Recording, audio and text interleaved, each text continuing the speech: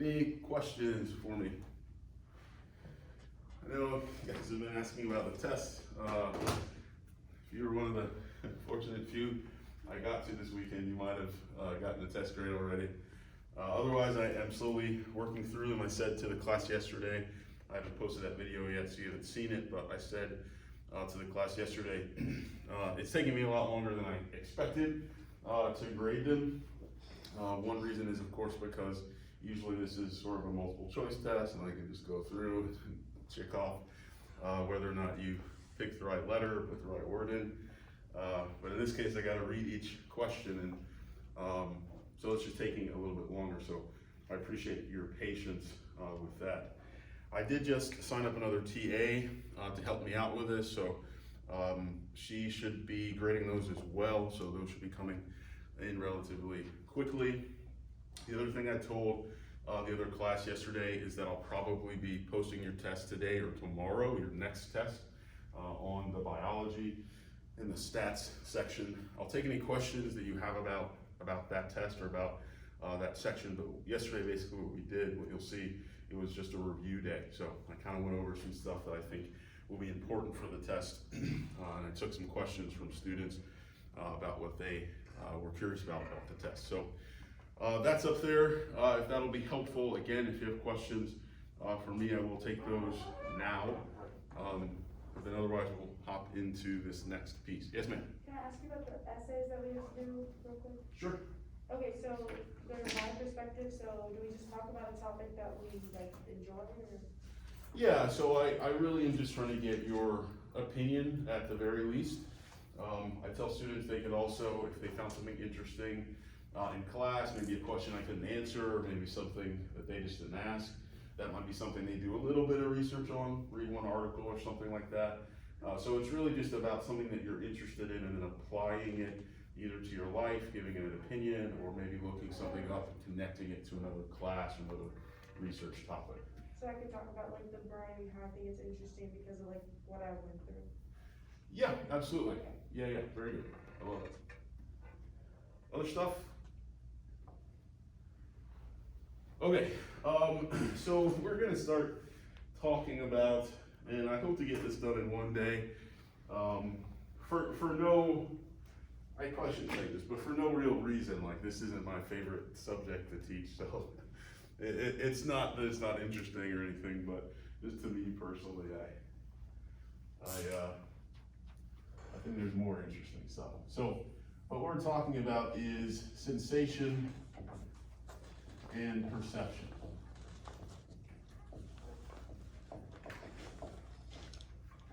Now, there's some interesting stuff that we'll talk about, but I won't go on as many tangents, which is your way of knowing it. I'm just trying to get that lesson in. All right, so what's the difference? Let's start here. What is the difference between sensation and perception? How would you begin to think about those things? And you don't have to necessarily think about the difference at first, but how would you begin to define sensation? And then how would you begin to define perception? What do those words mean? There's only like 5 of you in here, so you're gonna have to talk to me.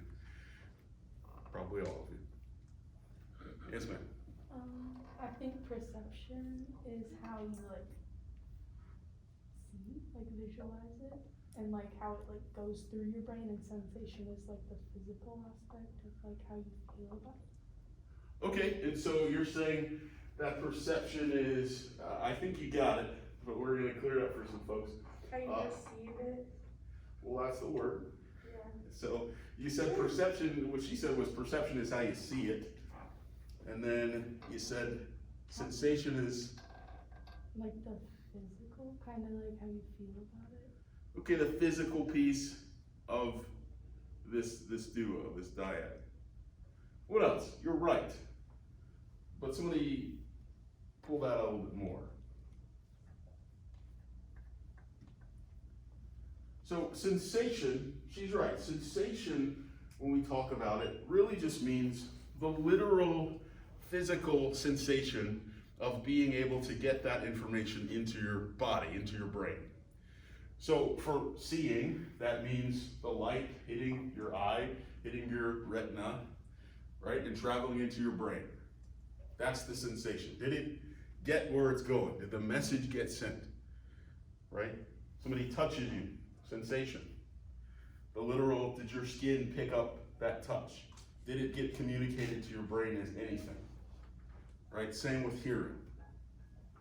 So we're just talking about when we say sensation, like the literal, and she was writing in, the literal physical piece of this dyad. So just getting the light in your eyes, just getting the sound in your ears, and then of course getting that to your brain. The perception occurs once it's in your brain. Perception is, what do you make of it? What do you see? What is it? So the difference between what actually goes into your eyes, we're talking about seeing, and what it is that you see. What did you see? Right? The fact that sometimes we can have a difference of opinion or a difference of perspective about this is some evidence of perception. So what if I was standing up here? If I was standing up here and I had a piece of cloth, it's about this big. It's about this tall, this wide, this tall. And it's got some colors on it, this piece of cloth. There's these stripes that go red, and there's a white stripe, and then a red stripe, and then a white stripe, and then a red stripe. Except kind of in this, for you guys, in this corner over here, there's like a big field of blue cloth. And then in that blue cloth, there are these they're like these angular shapes, but they're white. What am I talking about? American flag. I'm describing the American flag, right? But I've described it first in some ways as a sensation. Just exactly what you see, right? Cloth, this shape, these colors, these things in the colors. And yet, if I were to show that to you, keep looking at my notebook, if I were to show that to you, you'd be able to say, oh, that's an American flag. Here we're talking about, and this is kind of a part of perception. And I mixed these up, so I gotta look. Here we're talking about the difference between what we call a perceptible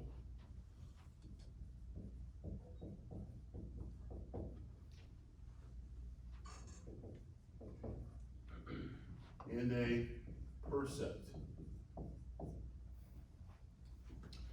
A perceptible and a percept.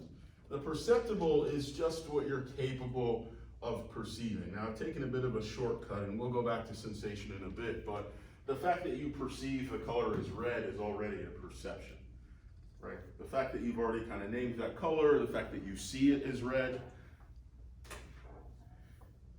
Is there any way that somebody might see that color differently, have a different perception of red? Yeah? Colorblind people. Very good, right? Colorblind people are going to have a different perception. Same light hitting their eyes, going in the same place. But there's some complications going on in their eye or in their brain. That's not allowing them to perceive it the same way that we do. They see it, they get the same light, but their perception is different. So when we're talking about perceptibles and percepts, if that's not clear, these are still both factors in perception rather than sensation. So the percept is the thing that you kind of just break down, right? The cloth and the colors and the shapes of the thing I've described. And the percept is the American flag. Right? It's what you made of. It's what you made of those perceptibles. The process of going from perceptible, maybe so many P words today, apologize. The process of going from perceptible to percept is something that we call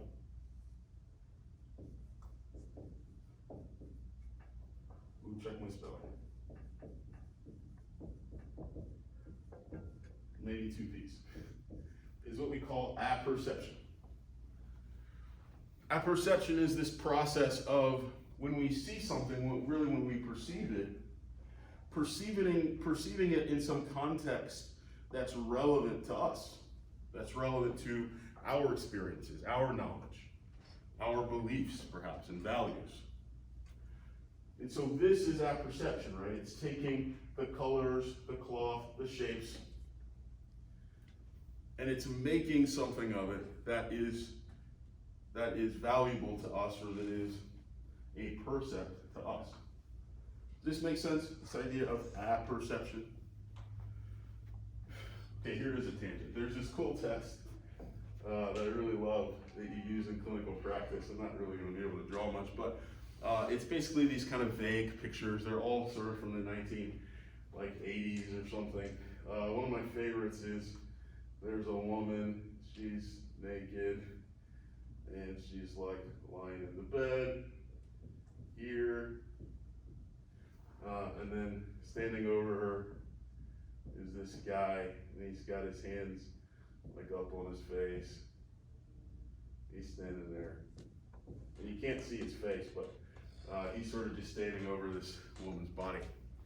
So there's a bunch of these cards, and I might, bring you into the office and show you this card and say, tell me what you see here. What's going on in this picture? And you might say, I don't know, she's sleeping, he walks in, he's tired too, but oh man, she's in the bed. Or he just killed her and now he's struck with grief. Or this is his mistress and now he's struck with grief, right? And you start to apply some of these things. And what I'm doing as the psychologist is I'm saying, okay, well, what are the themes? Right, this could be anything. This could be anything, positive or negative, sexual, death, happiness, anything. But what you see has to do with you, has to do with your apperceptions. You saw these perceptibles, and you made it into some concepts. You made it into some ideas here about what's going on. And in clinical or counseling psychology, we will use this to say, well, this perceptible or this percept that you're understanding, right, that is due to your experience. That is due to your beliefs. That is due to your values. So what you tell me here is going to reflect on your beliefs, your values, your experiences. This test, the reason I thought about it is it's called the TAT test, which stands for the Thematic Apperception Test.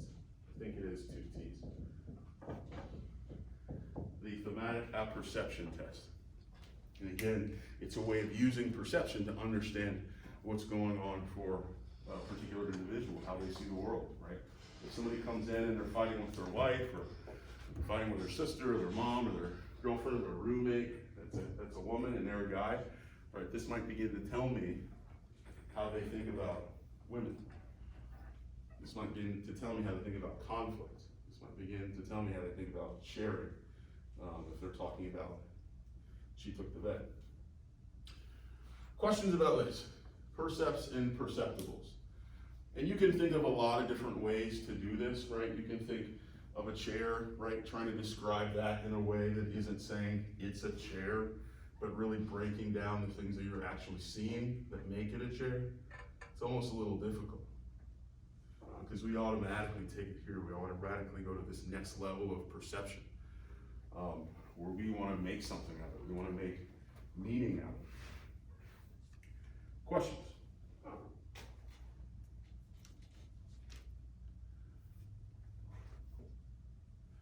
So one of the important takeaways from this idea is that in perception, it's sort of a dual concept, right? Perception is reality, right? What we make of things is how we begin to understand it. One of the ways that we understand lunacy, if you will, or folks who are insane, if you want. Those aren't real psych terms, which is why I'm air quoting. But one of the ways that we might think about that is whether or not our perceptions can agree, right? This is white, this is black. If you don't agree with that, right? If this is duck and this is eggplant, I don't know, then we're gonna say, how are you seeing that? We all see something different. And if you see something else, there must be something wrong with you. Or you're on drugs, right? Because that changes your state of consciousness, which changes how you perceive it. So you might say this, well, it is white, but I see these like swirls, man, do you see that? Questions? Last time I asked that.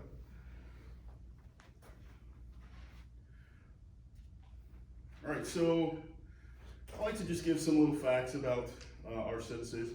So we've got 5 senses, right? And really we have sort of more than that. All of the other senses are actually in what we would just perceive as touch. But, you know, sight, of course, sound, taste, smell, and touch. But in touch, we can think about things like where our body is in space, right? That perception of where we are in space. Anybody know that term? I don't have it written down. It's a kinesiology term. Your cerebellum handles it from the last section, right? That understanding of where your body exists in space, such that you can move to a different point in space, such that you can adjust things. Temperature, right? That's not exactly touch, but we would consider it touch. So that's going to be tied up in there. Pressure, that's probably the closest thing to touch.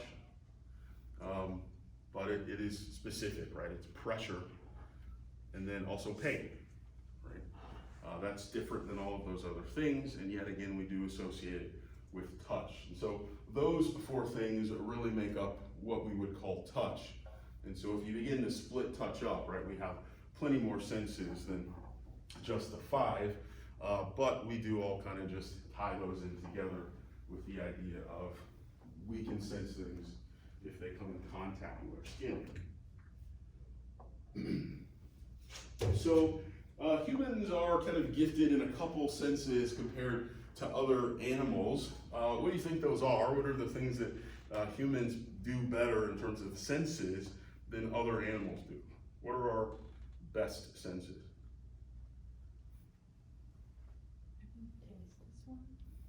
Taste? I don't know about taste. Good thought, paper, though. Maybe. I'm looking for a couple. It is the obvious one. Don't be shy. Yes, ma'am.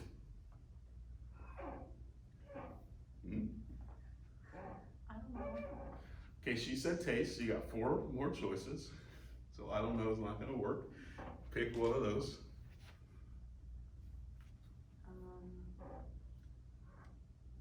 Sight. There you go, well, she got it. Brilliant. So, sight. We're some of the best seers on the planet. The only animals that can see better than us, and not all of them, but some of them, are birds. This is, of course, because they have to, see from high in the sky. And usually it's just the very high flying birds. So birds of prey, for instance, eagles and hawks, those that are going to be way up in the air and looking down to the ground to be able to identify something that they want to catch. But other than those animals, and with some exceptions in terms of what do we mean seeing better, right? There's a shrimp, for instance, that can see thousands of colors, and we can't see anywhere near that many. But we can see farther than most other animals, and we can see sharper than most other animals. Why is this in an evolutionary sense? Who knows? It's due to the other special quality. One of the other special qualities of being human, which is that we stand up, right? Most other animals are low to the ground. If you're low to the ground, there's gonna be a lot of stuff in your way. Grass to start, bushes, right? The only kind of natural thing that's taller than us is trees, right? So if we are out of a forest, we can tend to see pretty far, right? If we're standing in a field, we can see really far. If we're standing near a lake, we can see really far, even if there's a boulder or brush surrounding it, right? And so through this, I don't know what I'm pointing at, but through this, our ability to see got really good. So this is our best sense, and we know that, right? It is the sense that we use the most, it's the sense that we reference the most. And this is because we happen to be really, really good at it. The other one is touch. This isn't gonna be necessarily much more better than a lot of animals, but it is something that we're really good at, especially of course with our hands, right?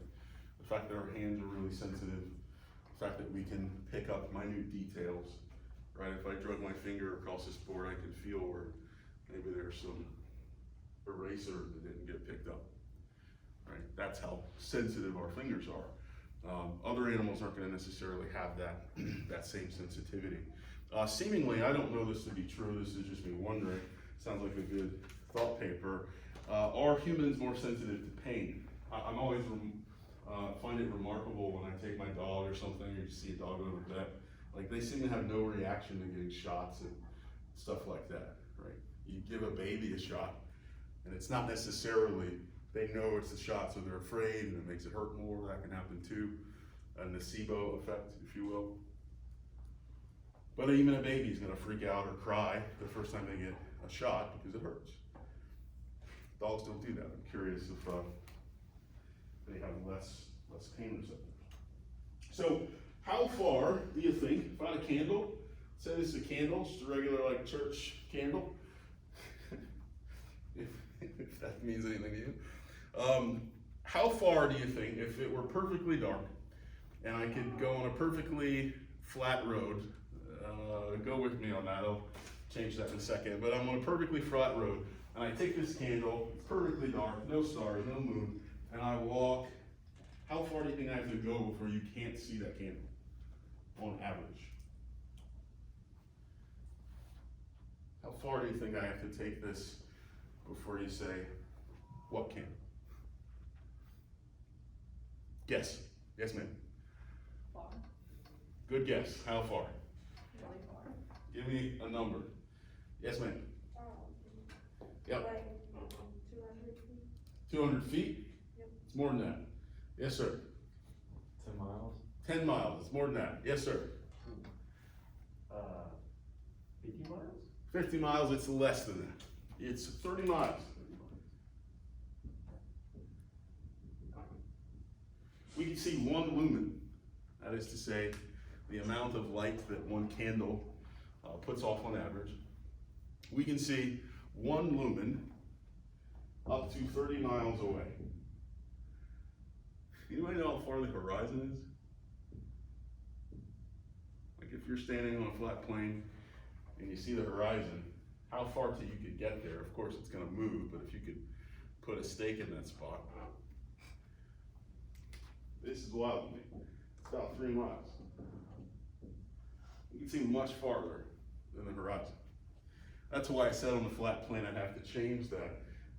If you were standing and trying to see this, right, the curve of the earth, unless you believe otherwise, you'd have to put that up on a crane.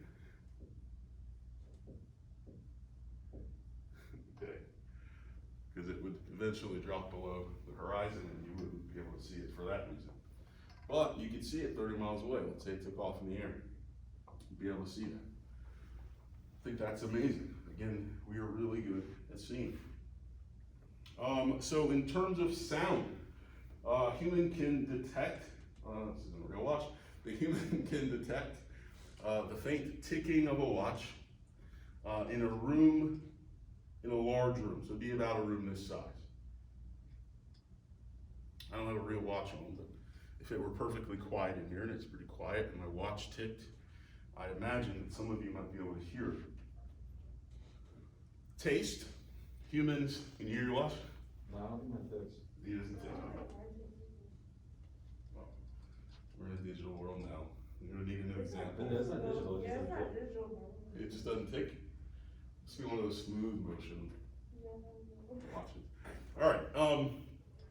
So in terms of taste, we're okay at this.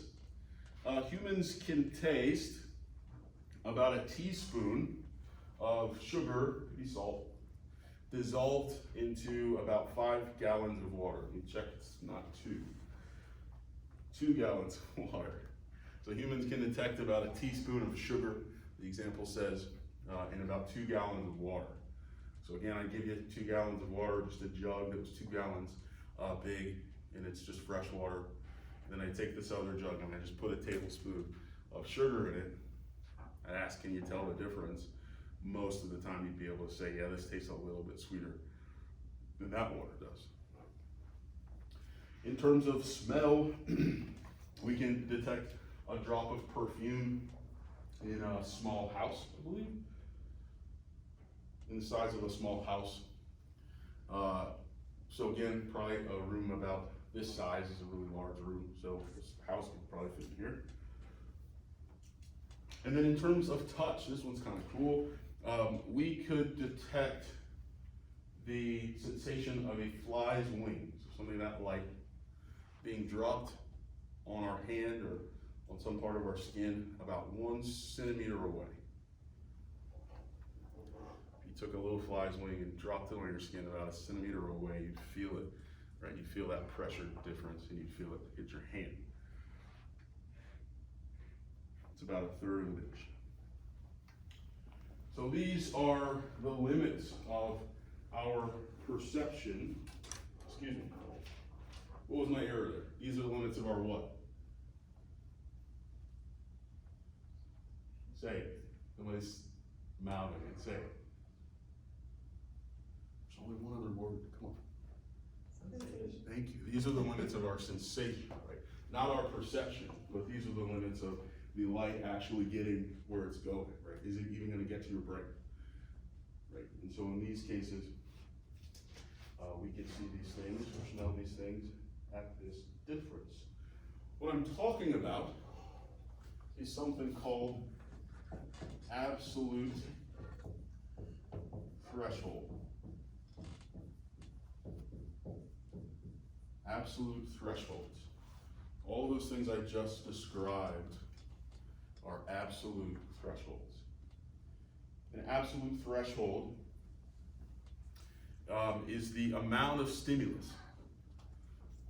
The amount of stimulus needed for a person to detect that stimulus 50% of the time.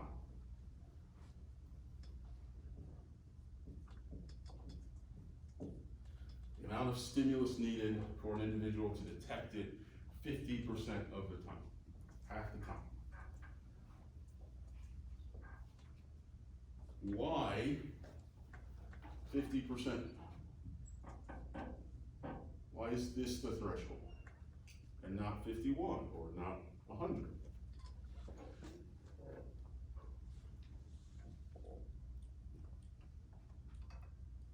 Why not?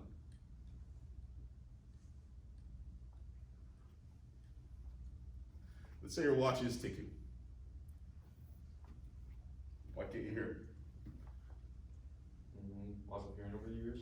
Say what? Loss of hearing over the years. Okay, so some loss of hearing perhaps over the years. Anything else? Other sounds. What's that? Other sounds around me. Other sound, what do you mean? Like you talking. So that means you can't hear the watch? Your voice is probably louder than the ticking. Yeah, this is what we're talking about. I'm playing with you. 50% of the time is allowing for the fact that there are gonna be some environmental pieces, at least, that are gonna make this difficult now and then. If it's a bright sunny day, you're not gonna see that candle 10 miles away. You might not see it 10 feet away, right? If it's a bright day, well, a candle, see the glare. So this 50% number is accounting for something that we call signal detection theory.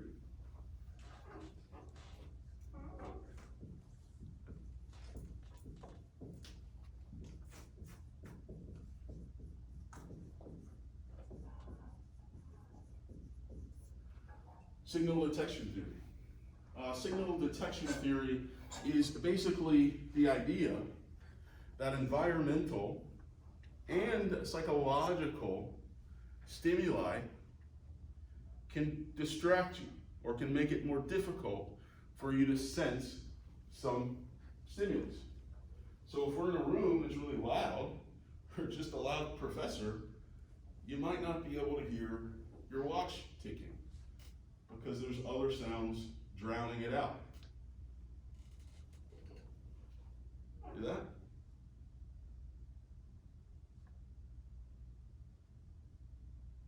No? Some of you are distracted. The other reason that you might not be able to detect things is because psychologically you're in a different place.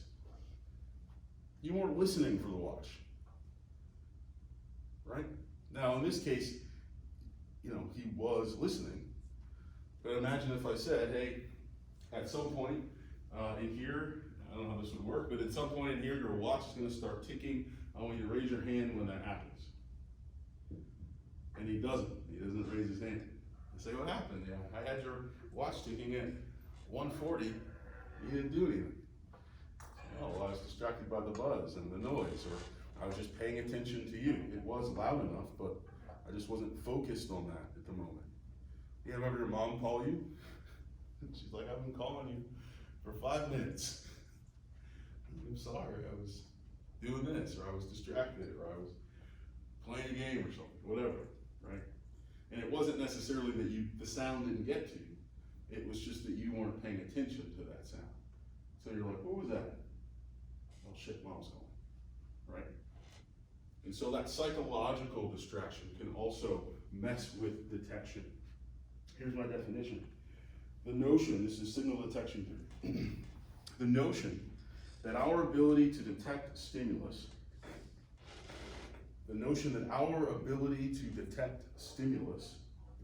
that is to say our thresholds, the notion that our ability to detect stimulus is dependent on our social and mental states.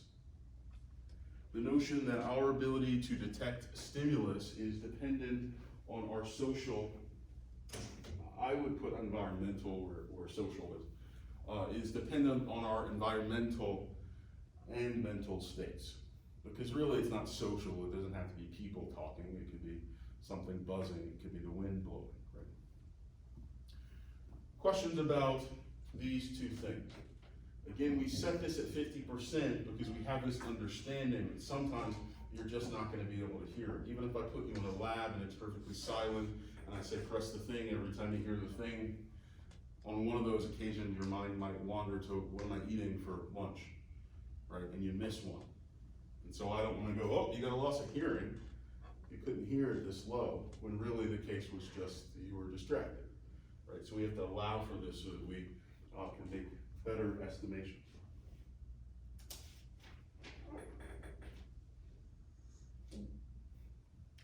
What's it called? You know this word. I'm gonna ask you, what's it called when you have something that's beneath the absolute threshold? When it's something that you probably aren't gonna be able to sense? You've heard this word before. It's an S word.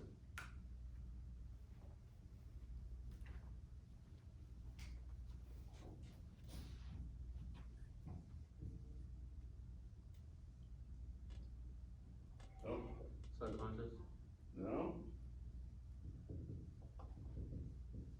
Subliminal, right? Something that's beneath your absolute threshold, that's where we get that word, that idea of a subliminal message, is because we expect that you're not really gonna be able to sense it, or at least you're not gonna be able to perceive it. Now, what we know about subliminal messages is they don't really work in the way that we think about them working, right? You can't flash a McDonald's ad, beneath our absolute threshold for having seen it during a football game and expect us to want a Big Mac. We need to perceive it to want the Big Mac, right? It needs to not only just get in our eyes, but it needs to get in our brain such that we can go, oh, that looks good. Or, oh, I'm hungry, right? This won't work just kind of magically, just by you seeing it and not knowing what it is and it going away and you suddenly having it graded for, McDonald's, that won't happen. Questions about subliminal messaging?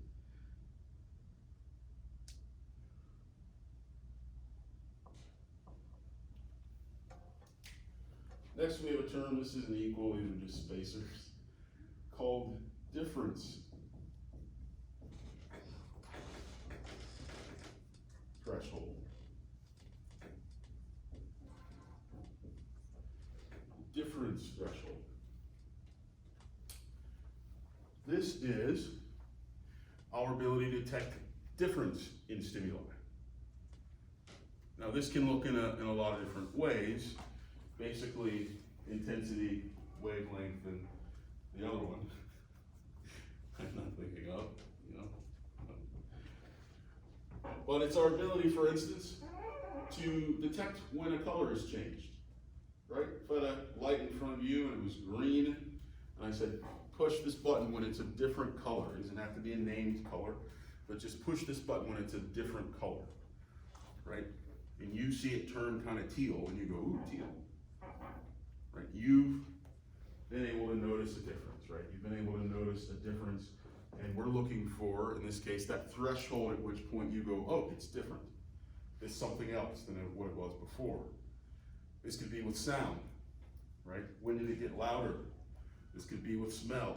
When did you notice that it didn't smell so good anymore, right? These types of things. We call this the difference threshold, right? Looking for that difference. It could also be pitch, it could also be brightness. That's what I mean when I say wavelength, intensity, and the other one. So it might be is the light brighter, or it might be is the light a different color, right? The thing that we can pick up is something called the just noticeable difference.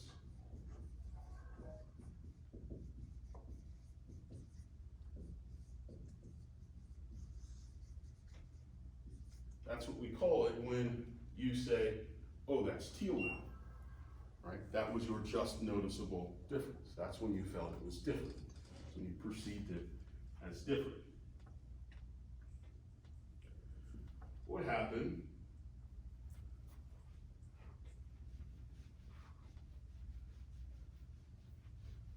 if I gave you a weight and let's make it a bigger weight. What happened if I gave you a weight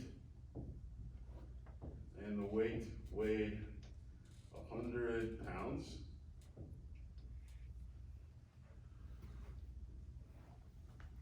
Let me ask you this.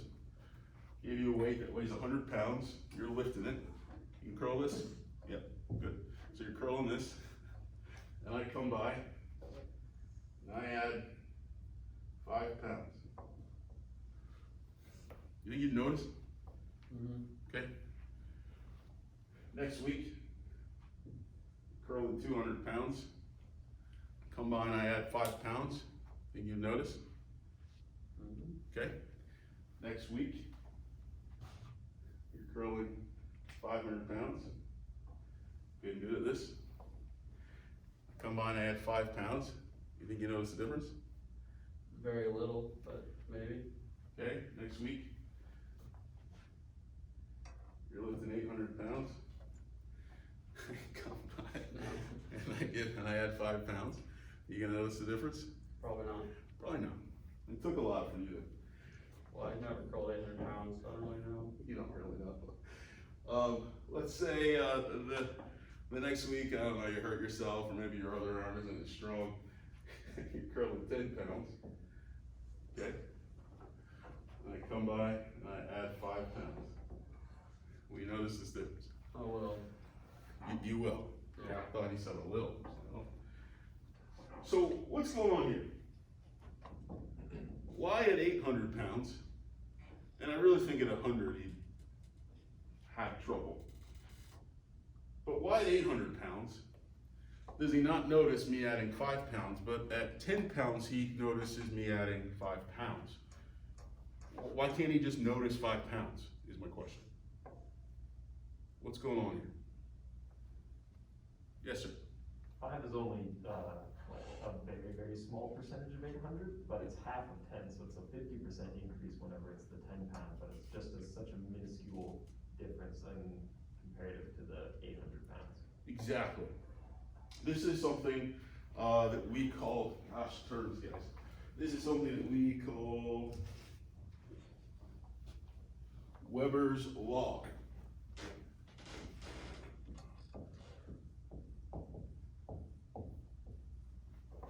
And Weber's Law is the idea that we are able to detect difference not by an amount change. There's not an amount that you can say, I will always notice if you add 5 pounds. I will always notice if it gets brighter by 2 lumens. I will always notice if you change the key by a half step. We don't know that. We can't say that. But what we can say is that I will always notice a 50% increase. I will always notice a 50% change. And so Weber's Law states that we can't detect change. We can't detect difference in terms of amount, but we detect difference in terms of percentage, right? When we're looking for that just noticeable difference, when we're looking for that difference threshold, we can't just say, well, we gotta find that number. How much do I have to add every time, or how much do I have to take away? No, what we're looking for is what percentage do I need to change this? What percentage do I need to increase, decrease, or move it before the person will go, oh, that's different. That's a different color, that's a different sound. That's a louder color, that's a louder sound. Does this make difference? Does this make sense, this idea of Weber's Law? I think you all nodded, I put my own head down. All right, we'll stop here, we're out of time. This is basically it. I may tie in a couple more pieces of sensation and perception at the beginning of tomorrow's lecture, but then we're probably going to move right on to conditioning, learning and conditioning, which is a little bit more fun. You may see me mess with the students in here a bit. So enjoy that and enjoy the rest of your week.